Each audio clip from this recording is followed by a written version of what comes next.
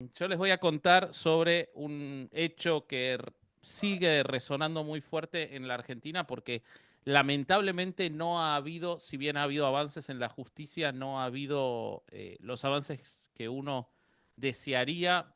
Sin- Sintéticamente, jamás se encontraron los cuerpos de las personas que les voy a contar y siguen figurando como desaparecidos, habiendo pasado desde 1976 para acá casi 50 años. Y les voy a hablar de un hecho muy conocido por los argentinos, pero que me gustaría que ustedes también lo conocieran, que es la Noche de los Lápices. Voy a empezar leyéndoles la declaración de uno de los 4 sobrevivientes que participó y fue testigo fundamental en uno de los juicios para que hubiese justicia muchísimos años después. Estoy bien, con más paz. Era algo que me faltaba, algo para lo que me preparé hace muchos años. El juicio tendría que haber sido antes, hace 48 años. Se lamentó Pablo Díaz, uno de los 4 sobrevivientes del suceso reconocido como la Noche de los Lápices.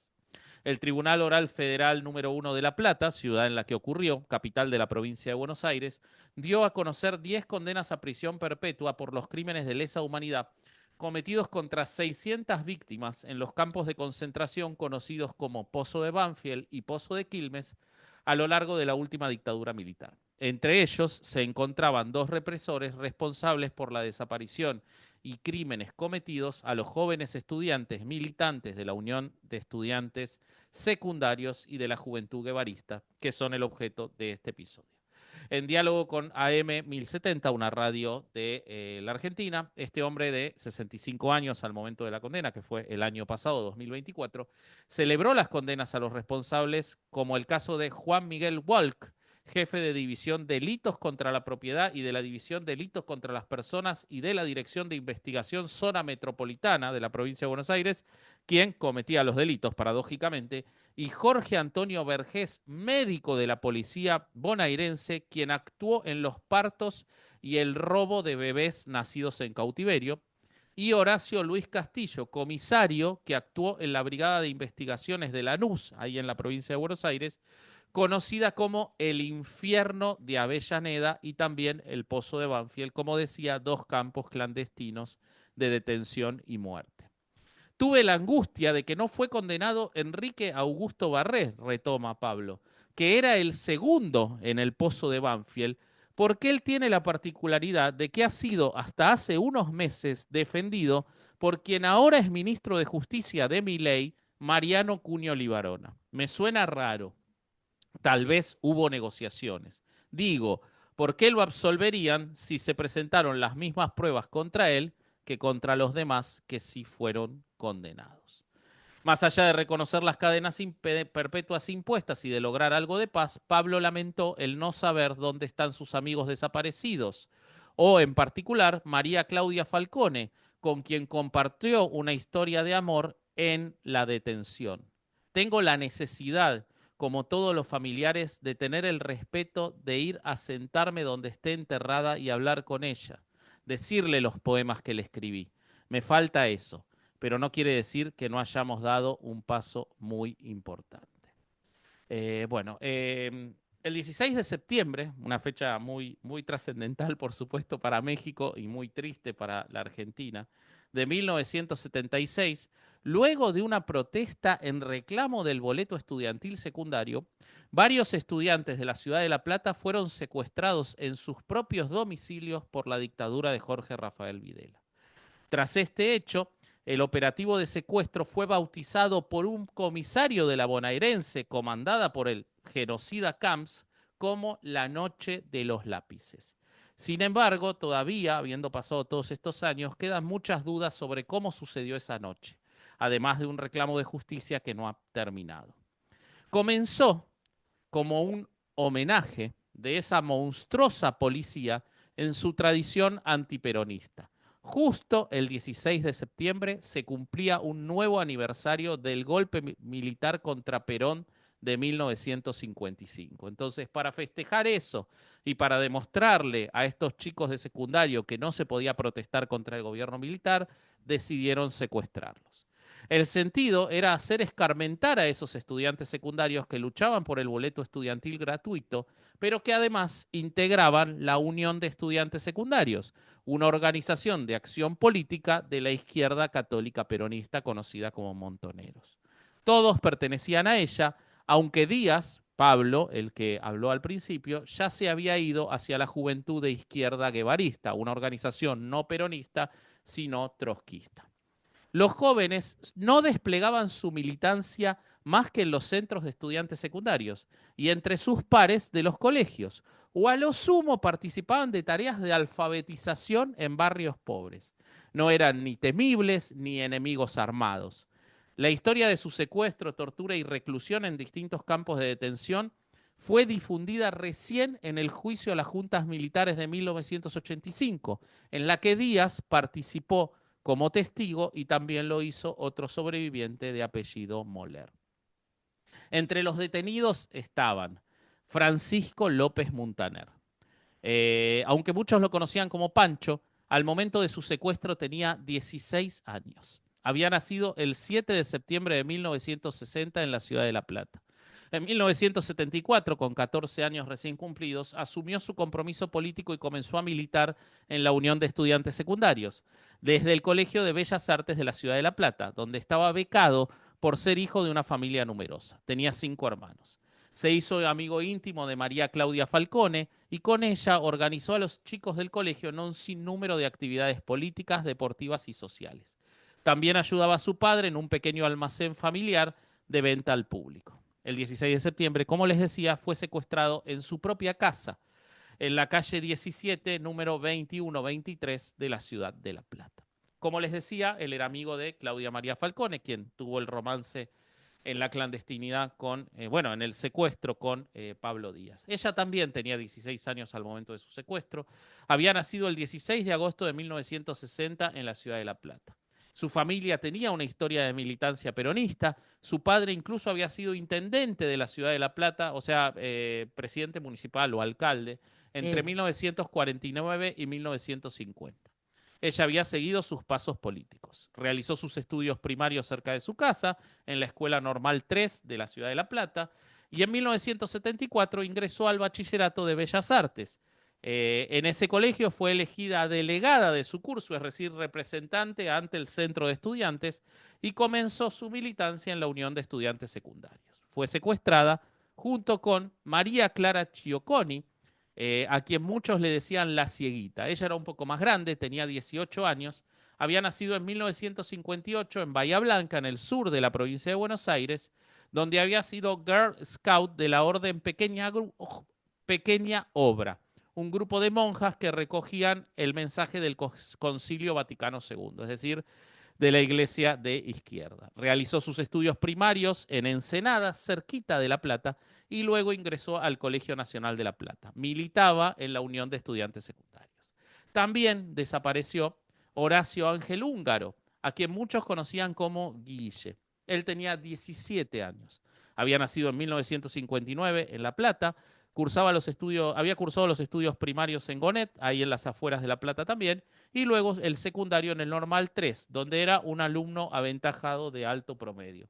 En 1974 se había incorporado a la UES, a la Unión de Estudiantes Secundarios, hacía natación, estudiaba francés y tenía militancia barrial en los barrios de emergencia de Berizo, cerquita de La Plata. También fue secuestrado el 16 de septiembre. Por último, Daniel Alberto Racero, a quien muchos conocían como Calibre. Él tenía 18 años. Había nacido el 24 de junio del 58 en Puerto Belgrano, Coronel Rosales, provincia de Buenos Aires. Era hijo de un suboficial naval peronista que había muerto en el 73. Trabajaba desde muy chiquito, había sido mensajero y otras tareas administrativas. Estudiaba también en el Normal 3 de La Plata, donde había comenzado la militancia en el UES. Hacía labores de vacunación en barrios carenciados, recuperación de viviendas y apoyo escolar, es decir, ayudaba a los chiquitos con sus tareas en la escuela. Y había participado en la conquista en 1973 de ese boleto escolar secundario gratuito. fue secuestrado también el 16 de septiembre junto con Horacio Húngaro. ¿Por qué destaco a estos 6 en particular y cuento un poco sus historias? Porque hasta el día de hoy ellos 6 son los que continúan desaparecidos. Pese a las condenas e investigaciones, nunca sus captores ni el Estado responsable han indicado el lugar en el que probablemente estén enterrados. Han matado a tantos que es probablemente que ni siquiera sepan dónde están. Bueno, como les decía, la mayoría de estos jóvenes tenían militancia política, habían participado en la primavera del 75 en las movilizaciones, dije 73, me equivoqué, perdón, 75, en las movilizaciones que reclamaban el boleto secundario, un beneficio que habían conseguido en el 75 cuando todavía estaba el gobierno de Estela Martínez de Perón. El gobierno militar, ni bien asume, había empezado a reducir ese boleto, subiéndole el precio, hasta que eliminaron cualquier precio del boleto secundario. Por otro lado, como les decía, todos estaban en la UES. ¿Y qué era la UES? Y acá entramos en esta cuestión de los adultos, no quiero decir manipulando, porque es injusto hablar de manipulación en la adolescencia, porque en la adolescencia somos tan permeables que todo lo que vamos a recibir nos va a interesar, pero sí la política y los adultos enfocándose en los menores para llegar a los cometidos de los adultos, ¿no? Algo que es complejo de analizar porque obviamente los chicos siempre tienen una militancia, pero cuando es impulsada desde la adultez me suena raro, ¿no? En el 53, sobre todo cuando es impulsada orgánicamente y por el Estado. En el 53, durante el segundo gobierno de Perón, hemos hablado del gobierno de Perón en el episodio de Eva, en el marco de una construcción de ideología hegemónica dentro del país, el segundo gobierno de Perón, muy influenciado por el corporativismo, impulsó la organización de una, textualmente, juventud estudiosa. Para ello, promovió la creación de la Unión de Estudiantes Secundarios, es decir, no surgió desde los estudiantes, sino que surgió desde la política nacional de arriba para abajo. Un dispositivo ideológico que operó en el discurso y las prácticas orientado a, y voy textual de nuevo sobre su creación, interpelar a las y los jóvenes de las escuelas secundarias basándose en contenidos valorativos de conductas y conceptos que buscaban modificar la práctica cotidiana. Para ello se los instaba a reconocerse como futuros dirigentes de la nación y buscaba modelar las disposiciones estéticas juveniles con la intención de formar un modo particular de apropiarse del mundo y actuar en él, es decir, producir nuevas sensibilidades. Bueno, por supuesto, cuando las papas quemaron, se empezó a perseguir a la UES, pero no la empezó a perseguir el gobierno militar. Quien la empezó a perseguir fue el gobierno democrático, y voy a hacer un montón de comillas en democrático, de María Estela Martínez de Perón, la viuda y vicepresidenta de Perón, quien tomó o siguió, dependiendo de cómo se quiera ver, la decisión del peronismo central de ese momento de perseguir a todo el peronismo de izquierda hasta su, y esto es textual porque es la palabra que se usaba, exterminio. Estela Martínez de Perón, apodada Isabelita, firmó la creación de algo que se llamó la AAA o AAA, Agrupación Anticomunista Argentina, que era un grupo armado ilegal dirigido por José López Rega, que era el hombre en el poder detrás del poder, para exterminar a todo grupo de izquierda, no importaba quiénes fueran. Y tanto es así que a fines de 1975, cuando todavía estaba el gobierno peronista de Estela Martínez de Perón, se había asesinado al líder de la UES de La Plata, llamado Ricardo Arturo Rabe, quien tenía 19 años. Había nacido en 1956 en Castelli, provincia de Buenos Aires, se lo conocía como Pato o Patulo. Había empezado a los 15 años a participar en la UES, desde el Colegio Virgen del Pilar, o sea, desde un colegio privado y luego en la Escuela Nacional de Educación Técnica 1. Cuando egresó, empezó a integrar las filas de montoneros, pero seguía siendo el líder de la UES de La Plata. Tocaba el bombo en las marchas, era un tipo de muy buen humor y un tipo muy carismático, con una militancia muy fuerte en los barrios carenciados. El 24 de diciembre del 75, es decir, faltaban 3 meses Para el golpe militar, la agrupación AAA a las 3 de la mañana lo sacó de su casa, de la casa familiar, lo llevaron al puente ferroviario de la calle 30 y la Policía Federal lo ejecutó, lo mató ahí en el lugar. Los diarios dijeron que había muerto en un enfrentamiento, pero jamás se encontró que él tuviera armas. Bueno, volviendo al secuestro de los jóvenes en la noche de los lápices, durante su secuestro fueron sometidos a torturas y vejámenes en distintos centros clandestinos, entre ellos Pozo de Arana, Pozo de Banfield, Brigada de Investigaciones de Quilmes y el Infierno de Avellaneda. Solo 4 sobrevivieron, entre ellos el ya citado Pablo Díaz, Gustavo Calotti, Emil Semoler y Patricia Miranda. Este, por supuesto, es uno de los crímenes de lesa humanidad cometidos por el terrorismo de Estado. En su libro Los trabajos de la memoria, Elizabeth Jennings explica que la memoria, en tanto herramienta para procesar el trauma social, tiene 3 características centrales.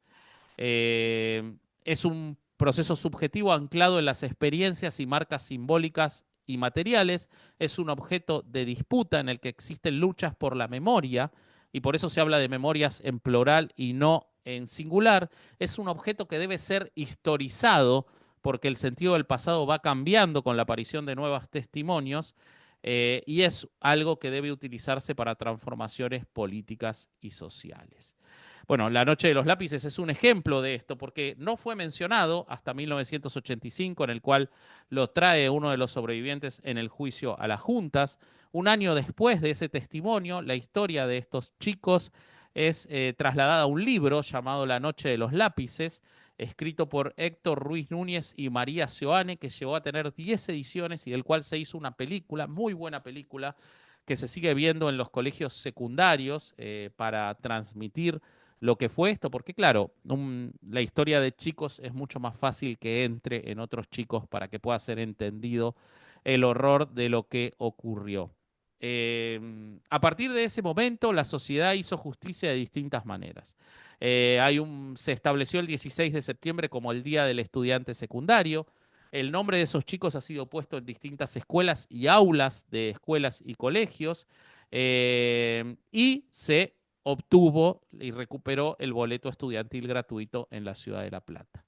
El equipo argentino de antropología forense, del cual hemos hablado en episodios de herejes, por ejemplo, el de los 43, marca lo insoportable. No existen aún pistas sobre el destino de sus cuerpos. El silencio ha sido la norma de quienes los asesinaron. En los juicios de la verdad que se realizaron en La Plata, los represores, entre ellos Miguel Ángel Echecolatz, señalaron a Valentín Preti, alias Saracho, y al ex cabo de la bonaerense Roberto Grillo como los asesinos. Ellos jamás revelaron qué hicieron con los adolescentes. En el caso de Preti en particular, su hija Ana Rita pidió en el 2005 cambiarse el apellido y poder usar el de su madre. No quiero nada de ese hombre, quiero borrar de mi historia ese apellido siniestro. El torturador, según su hija, dijo haber participado en el secuestro y asesinato. Me dijo él, los tuvimos que matar, a chicos de 16 y 17 años, ¿no? Preti murió en el 2005 con miedo a ser castigado, pero jamás ni aún así confesó qué había pasado con los chicos. En el caso de Grillo, los familiares de Húngaro participaron en una reunión confidencial con él, donde él les confesó, medio desequilibrado porque está jubilado con incapacidad psiquiátrica: yo los tuve que quemar, hacer cenizas, pero yo no los maté, ya estaban muertos. Después no pude volver a comer carne nunca más. El silencio, el pacto de sangre y la locura van más allá del castigo al que temen los represores. Conocen el destino final de esos casi niños y no lo han dicho, lo cual es una deuda civil para sus familiares y la sociedad. Hasta que ésta se salde, como decía un cartel inmenso de los estudiantes del Colegio Nicolás Avellaneda, los lápices seguirán escribiendo.